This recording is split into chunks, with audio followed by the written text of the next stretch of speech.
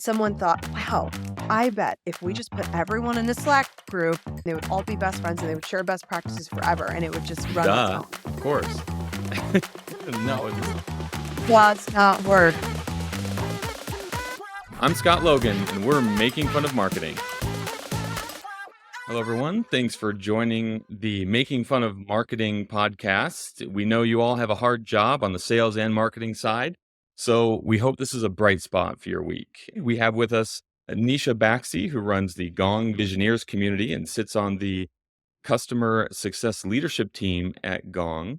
So welcome to the show. Thanks, Scott. Thanks for having me. So it seems like more and more the community part of a company is becoming an actual job. Like it's an actual thing that you do full time. And you kind of laugh because you're like, how could you do this as a side gig? But maybe you could explain to us a little bit about how you got into this to give people maybe a vision of how this even started for you. Yeah, totally. Over 10 years ago, I was running a community meetup group for fun. It was called SV New Tech. We had 15,000 members in it, and startups would actually come and do a live demo of their product. It was typically B2C, and we'd have like 300 people come every single month. And I just loved it. I loved being in the middle of this like cool startup ecosystem and hunting and finding really awesome companies to share and get feedback. And some really early companies actually launched at that meetup, like Nebo, SlideShare, you send it. Like this is very old. And actually Zimride before it became Lyft, which is really, really cool. Wow. And so I was just doing that for fun. And then someone from Microsoft approached me in 2010 and just said, hey, like, did you know, like, we would pay you to do this as your full-time job. So that's kind of how I got started. It was all just me being passionate about something and then another company seeing the value in that. So side project and then Yeah. 15,000 members with hundreds of people joining consistently. Yeah. That seems Yeah. like more than just a side project. Yeah. I mean, it wasn't even side. It was passion. I didn't get paid anything. Like it was just something I wanted to do. This was before there was even TechCrunch Disrupt, if you believe it. I'm just like my age is now showing, like if you can see my white hair. But it was definitely something that I cared about. I felt like people had really great apps and ideas, and they wanted to get feedback from other people that they knew, that they trusted, that was in the ecosystem, that have been in Silicon Valley for a really long time. And that's what it was for me. And when I realized that I could utilize those skills to help further product adoption, to get developers to build products and use our API. And then eventually that kind of led to, oh my gosh, like, 10 years later, like the market recognizes that there's a need for a person to build and run a community because it can actually help with marketing and sales and customer success and product and everything. Yeah, that's awesome. So we'll get into a little bit in a minute about how that gets Yep. built up. A quick story to share on when I was first in a campaign manager role at in a demand gen function, and we had just started. This was 2011 ish, and we just moved over to Eloqua, and they had a Eloqua community, and it had just started. They're using this platform for it, and in that platform, you would get points basically in bonus forms for these points that you would accumulate by doing certain things for the platform, like write a review on this site, write a review on that site, give us customer feedback on this new function we just added.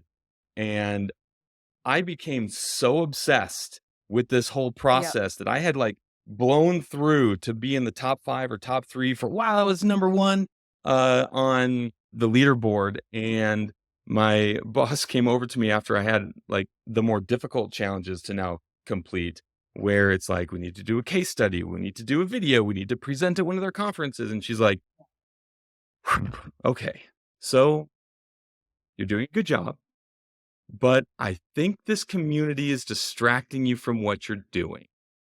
And let's focus a little bit less on that and let's focus more on your job. And I was like, yeah, okay.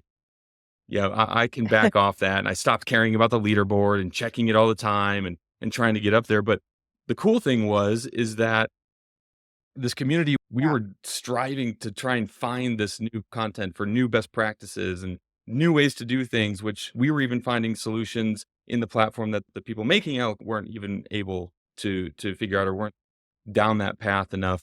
And it became an obsessive thing for lots of people. And Mm, I think that's where back in the day at those conferences before it was acquired, would have thousands of people at it. And it was like a no brainer. You're going to go to that show. You're going to meet people. You're going to get the next job. You're going to learn best practices. You're going to bring home things that'll transform what you do. And that for me was really cool. Aside from getting the soft little touch to say, hey, yeah. it's not your job to do that. But very cool that you can do that though. I learned something about you. You're very competitive. I started as a You're sales rep, competitive. so it's like ingrained in me. Community is really sticky. I think it depends on, what it is that you're building and why you're trying to do it. It sounds to me like that company Eloqua was using a customer advocacy platform, and that's very much, part of a marketing motion. And the idea is to, kind of gamify it to get people to really step up and be evangelists of the brand in their own way. So I think that's really awesome, and it's so great to hear that it worked with you. Touched on something with the gamification. Have you used gamification in any of your communities or seen it work really well in other ones that you're trying to maybe strive for? Yeah, I mean, it works with certain people and it depends on what they're trying to achieve. But yeah, we have a Sure. point system in the community, in the Visioneer community. Salesforce actually does this really well. You get different badges if you've completed certain tasks. There's super badges that you can earn, and then there's even ranks.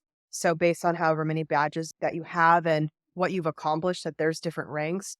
So yeah, so I mean, the best way that I've seen this done is Salesforce Trailhead, and theirs is a combination of they do community and they do education and training. It's a whole big thing. I mean, in a broader sense, it's all about connecting customers and making sure your customers have the best experience with your platform. And that will always be very cross functional. So many teams will touch the customer journey and customer lifecycle. Yeah, I like how you keyed on it depends on your persona that you're going after. I can see if you sell like cybersecurity or manufacturing goods, you have a bunch of engineers or network engineers or CISOs, they're probably not going to dive at the fact that they can like get a badge or something. But perhaps there's something you can dangle in front as a carrot that can get them more engaged. I'm assuming you just kind of have to experiment to find it, I guess. A little bit. I mean, there's some experimentation, but when I launched the community, it was actually called the Gong community when I launched it a year and a half ago, was I actually interviewed the people that would be in the community, like the top people that we wanted. And I would say, we're thinking about building this thing. How would it help you? What is it you want? What motivates you? Just asking all the questions and then basically reverse engineered the platform based on what it is that they wanted. Like you would never build a company without product market fit. And similarly, you've never create a community without Yeah. community market fit. So I had to go through that discovery and understand and learn and figure out what it is that they wanted. And so that's how we built the community. And that's why it's working and it's successful. The way that I think about it is there are like three things you could do. You could say, okay, well, these are all the things that is possible in the platform. And then these are all the things that we want as a business. This is like the goals that we have and how the community can help. But then these are all of the things that our customers in the community Yeah. actually want and could use. And so when I just aligned everyone and I said, if we just ignore these two pieces and we just do what our community members want, our customers want, is that enough? Do you agree that this is the most important thing? Everyone was like, yeah, of course. And so that's how the community was born. And that's how all communities should be born, to be honest, if you want them to work. So speaking of bringing to life a community, you have a Yeah. Mythbusters statement that you can give, and we should dive into, I think. Well, my background, so just a little context. So my background is in marketing. And when I joined Gong, the community sat in customer success. You wonder why. And so it depends on the company size and what you're trying to achieve, whether it should sit in marketing or somewhere else.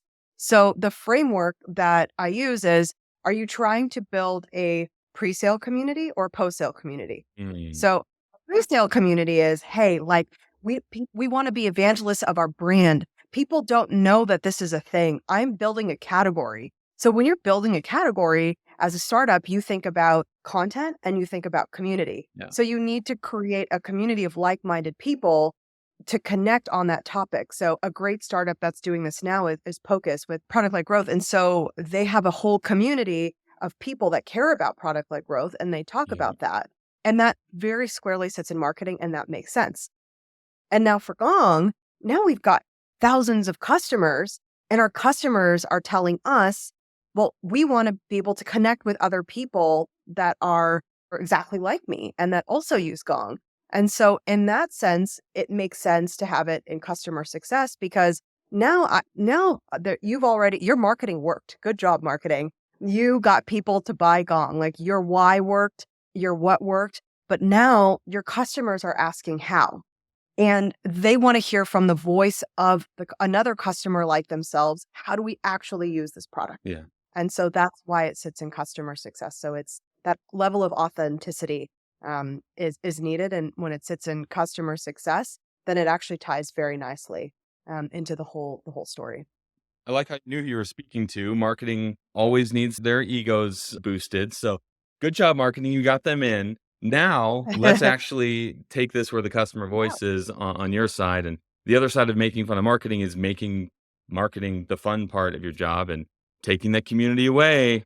That's the fun part. So don't take this away from us. If there is one thing that I could add that I think is Absolutely. very important, community is about belonging, and you always want to create belonging. But this is a business that you're running. And so there's a book called The Business of Belonging that talks about how you need to think about the programs, initiatives, everything that you're doing, and how does that track to your broader business goals. So when you're putting all of this together, you have to think about, what are the metrics that I'm going to track that is going to ladder up to our broader business goals. So I use a framework called SPACES. So that stands for support, product, acquisition, content, engagement, and success. Like basically each of those has a KPI. So I think about case deflection, dollars saved. I think about number of product features and requests that have come in through the community, the number of pieces of like content from the voice of the customer that come out, the NDR impact, the influence that we have within the community, how much people upsell, all of that. All of those are numbers. Yes, community is like fun and it can be like really cute, but it doesn't mean anything if you know it's not laddering up to your business goals. And the thing is, it is spread out across all of the divisions of your company, right? It really, if community is done right, it will scale your entire company. It will scale all of your go-to-market and your product team as well. I love that you had a whole breadth of the most important marketing, sales, and customer success metrics in that grouping as well. Like you said, it impacts the whole business to grow the whole business. Yeah. Mhm. So, one thing that you mentioned for starting things out is getting those customer stories documented and compiling those together and sharing those, and then pulling the people who have those stories together. As far as like starting the actual community, how do you, best form that starting point and then move it from that starting point into something that can kind of like take off? I think that's kind of Sure. the thing that's the hardest, is the one, just getting it going, and where do you Mhm. start? And then the second thing is, once you have something established, how do you then like make it explode? As you explain that, I think about like a champions program, There you right? go. Like the tippy top. If you look at like all of your customers and all the people, like in a pretty funnel, there's like this breadth space where there's all these people, and there's a lot of potential, Yeah. inertia, energy. Like this very much feels like the community. At the tippy top is like the advocacy, the champions. Like this to me feels like a very strong case for customer marketing, for customer Yeah. advocacy, is these are the people that we want to be evangelists for us, to speak on behalf of us at conferences, to take the center stage at our own Yeah. conference. There's a lot of gives and gets, right? Yeah. But the idea is that the people and the breadth people, like this is the community that I get to run at Gong, is eventually we want all of them to kind of look at Yeah. this at the tippy top and be this. But there are people that have potential here. And so the way that you do that is you say, all right, tippy top people. I've never said that before in that way, but whatever. In Let's the go for it. context, it makes a whole lot of sense. Yeah. With the context, it makes a lot of sense. But people at the tippy top, like, share as much as you can with everyone so that all these people here at the bottom can learn and grow and benefit, and then see what you're able to do and say, wow, you know what? One day I want to be exactly like Sophie. She is amazing. She does all of these different things on behalf of Gong, and she's built this amazing brand, and I want to be just like her. One thing that stands out with budgets evaporating for most folks, especially in the marketing team where our budgets were huge, and now it's like, well, you get a fraction of that. What's the Yeah, part that works? And adding a community platform might fall to the bottom of the list, especially if you don't for have the sure. community built yet. At what point do you need to have something to help facilitate that? Because I'm actually really interested in your answer on this too. Yeah, absolutely. People have been gathering for thousands and thousands and thousands of years without a community platform. And it's still possible. We have a lot of free options and solutions for community. A lot of community professionals don't like the idea of people using Slack. Mm, I think if you have a person that is dedicated to being able to facilitate conversations and connect people to each other, I think is perfectly fine to use a tool like that. And if people are asking, if you want to start a best practice community and you have a person dedicated to doing that, and if someone shares a great tip, then literally copy and paste that tip, put it in a Word doc and say, here are FAQs. And that's free. And you can also, have different channels with people, different personas, and they can connect to each other. I think that is totally possible. But I think the idea is just start small, connect like-minded people to each other. The worst thing you can do, and by the way, Gong did this like 4 years ago, and that's why they decided they needed somebody like me, was because we had a customer advisory board and all of these people were so excited and jazzed and fired up. We're like, we love Gong. This is so great. Like, we all want to stay in touch. We all want to connect each other. And someone thought, wow, I bet if we just put everyone in a Slack group, they would all get connected and they would all be best friends and they would share best practices forever. And it would just run on its own. duh, of course. No, this. Does not work. Yeah. Because you need to engage people through content, through discussions, through incentives, through programming. And all of that is key. And that's why I say one dedicated person, because it has to be something that is organic, but you have to give somebody something to do.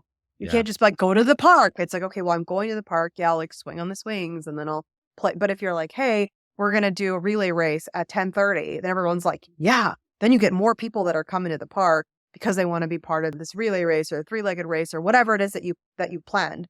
And that's how you get traction. And it takes a marketing brain to put that Yeah. together. But it doesn't mean you have to be in marketing, which is so weird, right? Isn't that so counterintuitive?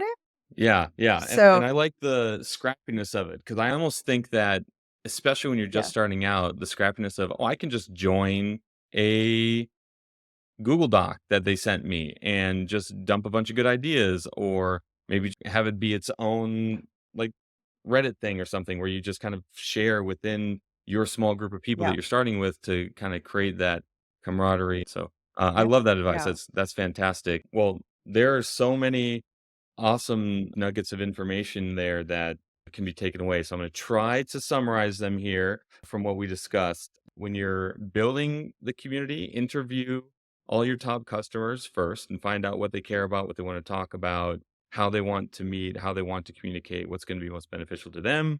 Figure out if it should live in marketing or in customer success based on how it's going to impact the business. And then start small, start scrappy, use everything from Slack to Google Docs to whatever it is that makes it easy for people to meet. I can't wait for the content to come out from this so that we can actually start to implement some of these things Yeah. here at Chronologic. This is a fantastic discussion. Thank you so much, Nisha. Well, thanks for joining this Making Fun of Marketing podcast with Nisha Baxi from Gong. We've got more exclusive content from our guests where you find this podcast. Hope to get a 5-star review and subscribe to learn more. Chronologic.com/podcast. Thank you so much.